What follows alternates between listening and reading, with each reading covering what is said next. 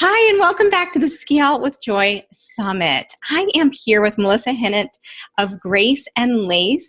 Many of you probably have heard of her story. Many of you have visited her beautiful shop, and I'm just so grateful that you're here, Melissa. Thank you so much for joining us. Thanks for having me, Laura. This is exciting. Yeah. So if you wouldn't mind sharing just a little bit about your background, if people don't know about it, people probably know that you were on Shark Tank, so I don't want to give major spoiler alerts here, but just share maybe a few ways in which you got to today, and then what are some of the big things you're working on right now? Oh, wow. Okay. Well, like Laura said, my name is Melissa Hinnant. I'm the owner and founder of graceandlace.com. We are a women's apparel company, which I have kind of coined as my accidental company, and called it my accidental company because 7 years ago, I didn't start out to start a business. Our business kind of started out of a tragedy and out of a loss. And, so I call it accidental in that way, in that I wasn't this like aspiring entrepreneur and knowing exactly what I wanted to have this big business plan in front of me. But our story stemmed out of a loss and a creation of a product that has turned into what Grace and Lace is. Yes. And then, so you were in the hospital, right? And I've heard you say that like you were just not the kind of person to sit around and just like watch TV, watch soap operas, right? When you were on bed rest. Right. And then, so you first started by creating this really unique product, right? That fit underneath boots. Boot sock. Yep. Sock. Yeah. Yeah. So we, kind of the whole beginning of the story is that Rick and I had been married for a couple of years and decided I've always wanted to have a family. I've always wanted to be a mom, and decided to start our family. And we didn't know, I had no clue that we would go through such a hard time struggle getting pregnant. And so I'd finally gotten pregnant, and halfway through my pregnancy, the doctor, I was at a routine doctor's visit, and the doctor suddenly told me, Melissa, you're going to give birth to your daughter in 24 hours and she won't survive. And it was absolutely earth-shattering. They rushed me into emergency surgery. Rick was out of town, and they said, we have one chance to save her and to save this pregnancy. And but that the consequence would be that I would be on hospital bed rest. I remained in the hospital the duration of the pregnancy, which potentially was 4 months. And I was willing to do it. Hearing that your first child, this child you've prayed for and believed for so long, that might not survive, I would do anything. And so the surgery was successful, but I was very, very high risk. And I was to lay on my back, tilted upside down on a hospital bed, tilted up on my head for months. And just like you were saying, I'm not the type who can just lay there and watch TV. I knew I had to be able to do, something. So I began working with my hands and picking up a craft that I learned when I was really young, and that was just kind of knitting, sewing, crocheting, and I was making baby blankets right on that hospital bed.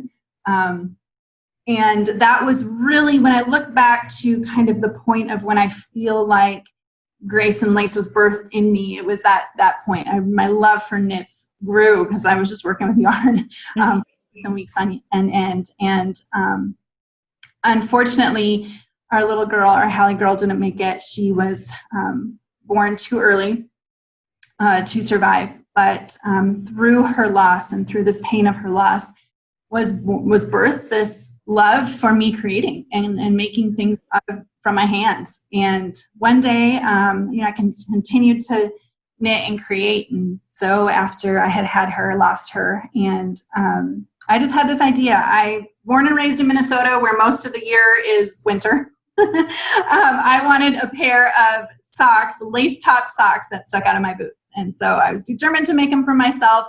I spent hours and hours and hours sewing, trying to make these things. And actually I told my husband after taking about 5 hours to make this one pair, I told him I would never make another pair. And here we are, like, I don't know, probably close to 1 million pairs pair of socks. So that sock is what started the business. The lace top boot sock started Grace and Lace 7 years ago. And I would have had no earthly idea that a pair of socks that stuck out of your top of the boots could turn into what Grace and Lace is today, which is a full line of women's apparel. We outfit the woman in beautiful clothes. So awesome. And your husband, from what I heard, applied for Shark Tank and you didn't know it. Is that right? Yes. So we, long before Grace and Lace, we both come from entrepreneurial families. My parents are entrepreneurs, my grandparents were, and my great-grandparents were. So I don't know, I've always kind of joked and said, I don't know if I could run from it if I tried. And Rick also comes from an entrepreneur background as well. And we've always loved Shark Tank. We've watched it since season 1. We don't have much time for TV, but it's been a show that we've always loved to watch. And Rick said one day, I'll never forget, laying on that couch, he said, wouldn't it be awesome, Melissa, if we had a business where we can be on Shark Tank? And I said, no. I don't want to be eaten alive by Mr. Wonderful. Like, I'm watching him eat these people up. And so when Grace and Lace just exploded, I put up, the business started, I had a little baby Etsy shop where I sold my little handmade baby stuff. And when I had made this pair of boot socks, because it took me so long, I wore them everywhere, and strangers would stop and ask me where I got them and give me their phone number and ask if I can make them a pair. And so Rick had encouraged me, well, why don't you just put them up on your little baby clothes Etsy shop and see if they sell? Well, they went absolutely and completely viral. Within 3 days, I had sold over 400 pairs of this sock that I had only had one pair of at the time. And so the business really boomed, and I didn't realize that Rick all along had secretly been applying to Shark Tank. And we had a friend that we were talking to that was interested in investing. We were kind of a business mentor of ours, and he had brought it up. He said, "What have you ever thought about Shark Tank?" And we love Shark Tank. And I said, "But I don't want to ever be on it." And Rick's like, "But I think we'd do so well." And he said, "Well, I think I know a producer." That night, a producer called us and said, literally, "Can you fly out in 3 days and be on the show?" And so we were. And it is absolutely formed has absolutely exploded and formed where it is today. So awesome. So you ended up doing a deal with Barbara. Yes. And you kind of wanted her from the beginning, right? Yes. Yeah. And were you even going to take anything from anyone else?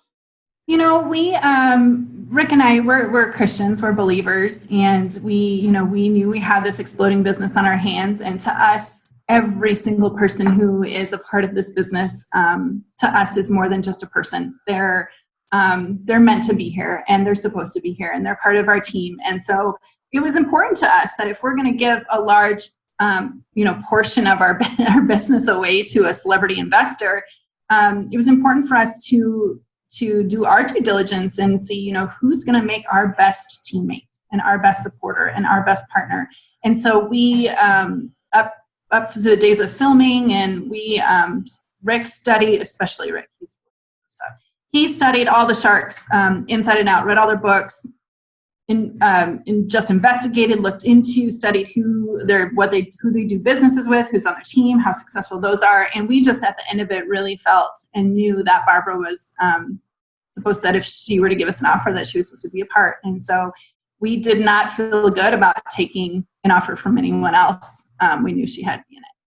Well, God paved that path, and you ended up working with her. Yes. So amazing. Yes. And what are some of the things that you've learned from her that you feel like, wow, like, I'm so glad we're working together. Like, I don't think I would have learned that from anyone else. She brings an element. It's funny because in the early parts of the business, so I am not a trained designer. I have never been to design school. I've never even worked in retail. I have no merchandising background. I'm probably the farthest person that someone would look at and say, she should be a clothing designer. And no formal training, nothing like that. And this just proves that really God can take anything and make it into anything that he wants, a story that he wants. So in those early days, I really, really struggled with, this business is tied to the loss of our daughter. And to me, losing her, although the loss of her was creating a drive for me to create and inspired me to keep designing, keep creating, keep building the business. And the business quickly overwhelmed my very limited sewing skills, very limited design skills.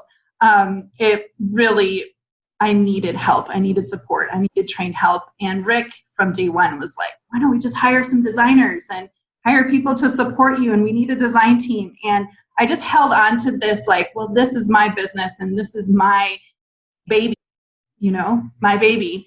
And I couldn't see how this professional, New York designer could come in and work alongside me because I didn't physically see that working. So what he was saying all along took Barbara a real simple one-time sentence to me that I will never forget. And she said, Laura, after Shark Tank, we had, actually it was after Beyond the Tank. So we were featured on a 1-hour episode of Beyond the Tank, and where we talked about these struggles of me hiring a design team. And we received hundreds, if not thousands, of applications like overnight for designers from this episode.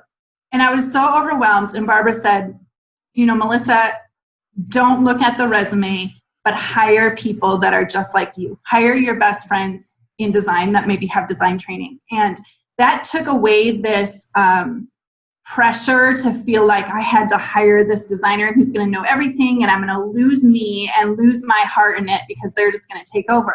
And instead, it caused me to see this as, wow, I can hire someone just like me that has the training and experience that I don't have. And that just totally set me free. I was so overwhelmed. I was so like, how do you just hire all these professional people?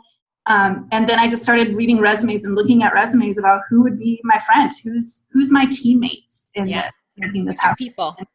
That piece of advice for her has totally formed and changed how we hire everyone for a business. We hire our friends, we hire our neighbors, we hire our family, because we know that this business is runs and operates different than a lot of the ways how the world or professional environment we're to hire. That's great advice. And I think some people would say, don't work with your friends or don't work with your neighbors or, hire people opposite of you so that they can fill the gaps. And that's really interesting that she gave you that advice, which is basically like hire your people. Right. Yep. Right. And it has worked out. I can't tell you how many times I'm asked that. They're the same thing. They always say, well, you're not supposed to hire your friends. You're not. And in our scenario and the way that we operate, our best friends are our COO and CFO. And are the leaders of this company that we've been friends with for 15 years. And we wouldn't have it any other way. It's the best scenario for us in our business. That's so amazing. Is there anything else that comes to mind that she shared? Because that was a really good nugget of wisdom. I'm curious if there's anything else. She's just, I really appreciate her availability and accessibility to us. When you think about Barbara and, she sold her real estate company for $66 million and she's this celebrity. She's just so real. I can pick up my phone at any time and text her and be like, hey, do you have any suggestion for this scenario that we're in? Or I'll never forget the night that Shark Tank aired. We did $1 million of sales in just 5 days of airing, and it was absolutely insane. We did not have the means to support that. And I'll never forget, I was in the diaper aisle of Target buying diapers for my kids, and I've been going on days and days of no sleep. And I just felt like I needed to reach out and ask her about an issue that we were having we were contracting multiple fulfillment companies to ship products. And I was sitting down in the aisle of Target, in the diaper aisle, diapers and milk in my hands. I'm like, my kids need this. We need this to survive. And talking to her on the phone. And she's just bringing so much peace and saying, you know what, you can do this. We'll get through this. Let me contact some more fulfillment companies for you. She's just, to be so accessible, so reachable, so willing to help is really what makes her the greatest partner. She's not pushy. She doesn't have an agenda. She's not trying to own and operate our business. She's just there for us. She's even let us, my friends and I, she's like, why don't you use my vacation home and take a vacation here? It really, oh my gosh, a better partner and a better partner for our business. What a blessing. It sounds like she really speaks belief into you. She does. Absolutely. Which is something that I think is such a blessing if you can find that in anybody, right? Like a friend, a spouse, a mentor, that idea of speaking belief into you when you're sitting in the diaper aisle in Target. Being like, I don't really have anywhere else to talk to you right now other than the diaper aisle at Target. I love that you're keeping it real. Yeah. And so as you've scaled and grown, I mean, $1 million, and what did you say, 5 days? 5 days after airing on Shark Tank, yes. Yeah. Yes, because so many people say, oh, I got to $1 million in 18 months or 24 months. And to me, I think, wow, that's pretty fast. You know, for a lot of people, that'll take 5 or 7 years, and yours was 5 days. So I would imagine with growth comes some challenges. What are some of the hardest things you've kind of had to look at as you've grown your company?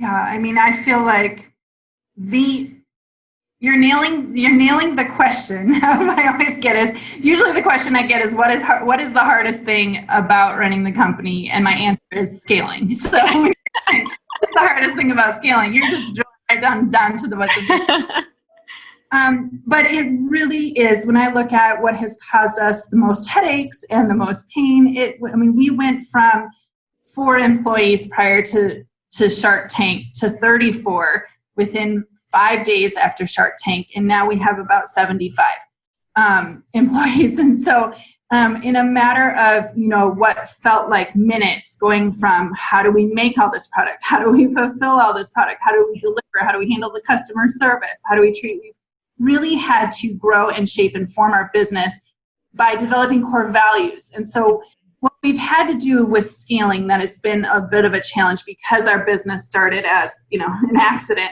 or such a, force of demand, is right now we're actually spending a lot of time digging back into developing those core values and that mission statement and our purpose for being here. Why do we exist? Why do people want to be part of our team?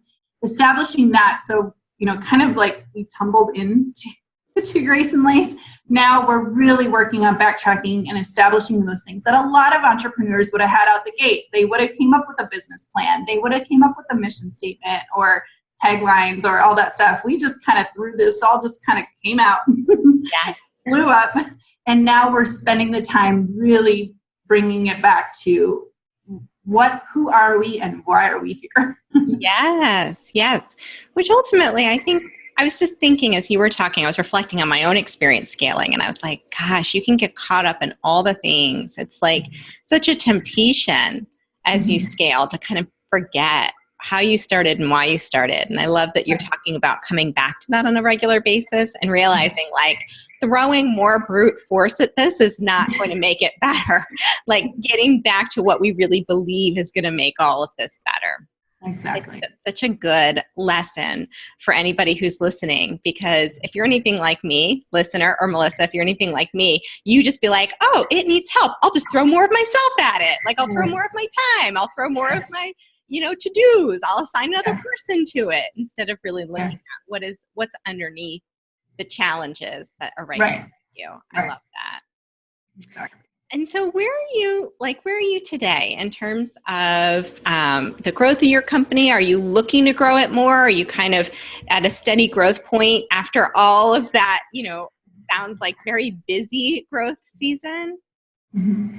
Well, so this is where my husband and I make our thing a working team. So he's very, very good with numbers and projections and financials and keeping the business on track. And I'm like in with the design and the creative. And so we, along with our leadership team, he'll say he's very numbers driven, but he's also very like looks really good at looking down the line to the future. And he'll always say our goal is to be 100 million plus companies is how he calls it. And I was like, how do you even define what plus 100 million is?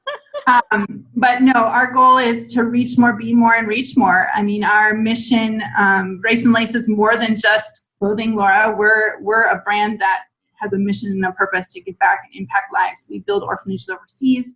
In India, we're building 6 more orphanages this year. We've built 7 so far.